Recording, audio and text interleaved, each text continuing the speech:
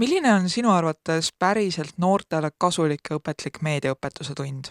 Ma arvan, et seal tunnis peab olema väga palju päriselu näiteid, et sellist kuiva teooriat nagu me oleme kõik seda kuulnud, aga see kuidagi ei kliki ära. Selline tund, mis kõnetab neid, ehk siis käsitleb just neid rakendusi võib-olla, mida nemad kõige rohkem kasutavad.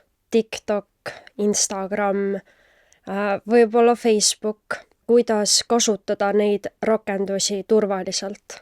Kõige kasulikum on selline, kus nad saavad päriselt teada selle kohta, mida sinna meediasse postitada, mis on need tagajärjed, kui postitada mingisuguseid asju, mis võib-olla ei ole nagu tegelikult kohased. Mina arvan, et kasulik ja õpetlik meediaõpetuse tund on selline, kus noored saavad ise asju läbi katsetada. Ma arvan, et noortele peaks kindlasti rõhutama, mis tüüpi meediat saab üldse usaldada, kuidas saad leida seda vajalikku infot sulle, et sa ei satuks sinna keerisesse, et sul tuleb lihtsalt kogu aeg infot peale, sa ei suuda seda enda peas nii-öelda ära sorteerida.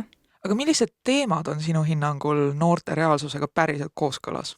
Võib-olla isegi valeinfo kõige rohkem või kõik need infohäired just sel põhjusel, et mulle tundub, et noored siiski hästi suures osas saavad oma info sotsiaalmeediast ja seda erisust teha ajakirjanduse vahel, et see ei ole ju päriselt ajakirjandus, on nagu kohati keeruline. Ma ütlekski üldse äkki, mis tüüpi meediat nagu üldse olemas on, et ma arvan, et noortel enamustes käib peas nagu läbi sotsiaalmeedia ja siis võib-olla uudised, aga nad ei saa aru, et ka tele käib kõik sinna alla, podcastid, raadio ja nii edasi.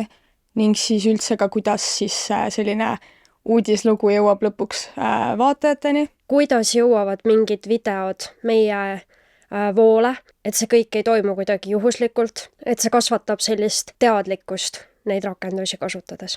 Kõige rohkem ikkagi need ohud, ma arvan. Meedia on arenenud ju viimasel ajal väga-väga palju, aga kiiresti ja neid ohtusid tuleb aina juurde. Me räägime juba ju näiteks AI-st, et seda kuiva teooriat AI kohta on nii palju, et kedagi enam ei huvita. Aga kui tuleb keegi, tal on päris lugu, kuidas AI talle tegi kurja, siis see ilmselt ikkagi mõjub rohkem noortele ka. Aga ma küsin ka niipidi, et mis on sinu arvates sellised teemad või käsitlusviisid, mida kindlasti ei peaks meediaõpetuses kasutama? Ma ei tea, kas on otseselt mingeid selliseid asju, mida kindlasti ei peaks käsitlema. Noored ikkagi kasutavad hästi palju meediat tänapäeval, et ma arvan, et igasugune käsitlus annab tegelikult hästi palju juurde. Võib-olla lihtsalt seda, et tembeldada ühte mingit meediumi vormi täiesti nagu mõttetuks ja halvaks, et ma arvan, et igalt platvormilt saab midagi õppida, ongi kas on siis hea või halb ja neid nagu analüüsida. Ma arvan, et sellist teemat tegelikult ei ole, mis täitsa mõttetu on nende jaoks. Küll aga ma arvan, et kui rääkida näiteks raadiost ja televisioonist, siis ilmselt ma ei tea, kas nad väga palju sellega kokku puutuvad. Kust õpetajad võiksid saada infot selle kohta, mis on noortele põnev ja õpetlik? Ma arvan, et kõige lihtsam on lihtsalt neilt endalt küsida või siis hoida ka iseennast meediaga kursis, just võib-olla sotsiaalmeediaga, kuna see on see, kus noored nagu enda infot kahjuks või õnneks saavad kõige rohkem, et siis seal kindlasti levib mingeid selliseid päevakajalisi teemasid.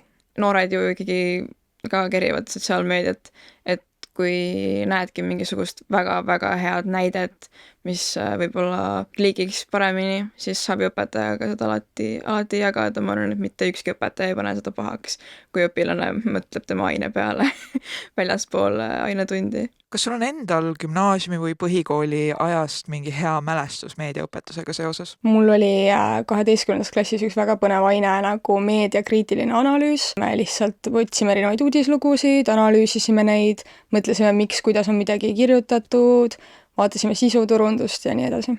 Ei ole, sellepärast, et meediaõpetust ei olnud gümnaasiumis. Oli küll siuke IT võib-olla, kus me õppisime kasutama Excelit näiteks, aga et just sellist, mis mind rohkem kõnetaks, mis ongi siis nagu sellised veebirakendused, sellist õpetust ei olnud.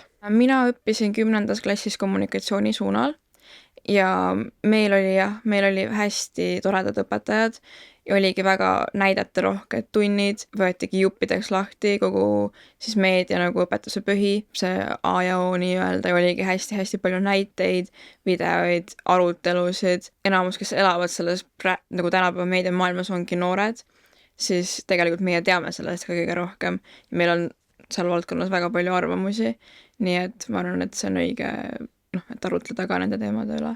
Meie eesti keele ja kirjanduse õpetaja tegi meile eesti keele tundides vahepeal käsitles lihtsalt neid meediateemasid. Ükskord see õpetaja näitas meile videoloengut, kus rääkis Maria Murumaa Mengel.